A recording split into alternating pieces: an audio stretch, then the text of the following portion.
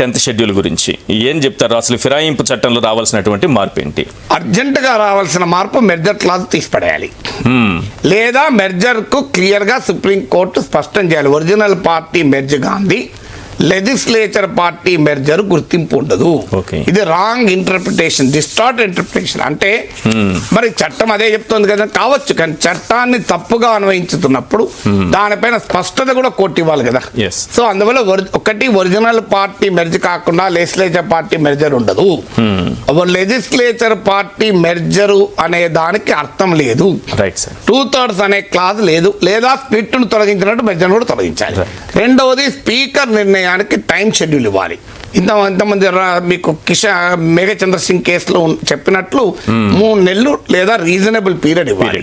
అసలు మూడవది అదే జడ్జిమెంట్ లో పేరా 33లో చెప్పినట్లు అసలు స్పీకర్ చేతులు ఇది ఉండకూడదు. ఎందుకంటే నేను ఇంతకుముందు చెప్పినట్టు కియోటో మైనారిటీ వర్డిక్ట్ లో ఏ భయాన్ని అయితే వ్యక్తం చేశారో, స్పీకర్ అనే వ్యక్తి మెజారిటీ సభ్యుల మద్దతు ఉన్నంత కాలమే స్పీకర్ గా ఉంటాడు కనుక ఇన్హరెంట్ బయాస్ గ్యారెంటీగా ఉంటుంది.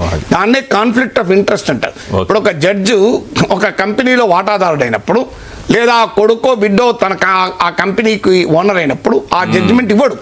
ఎందుకంటే that is called conflict of interest. ఇప్పుడు ఒక మంత్రికి నువ్వు ప్రశ్న అడుగుతావు, ఆ మంత్రికి ఆ ఇండస్ట్రీతో సంబంధం ఉందనుకో, ఆ మంత్రికి సమాధానం చెప్పకూడదు, ఎందుకంటే it comes under conflict of interest. So అలాంటప్పుడు ఇక్కడ స్పీకర్ కాన్ఫ్లిక్ట్ ఆఫ్ ఇంట్రెస్ట్ ఉంది కదా, మెజారిటీ సభ్యుల మద్దతు ఉన్నంత కాలమే స్పీకర్ తన పదవిలో ఉంటాడు.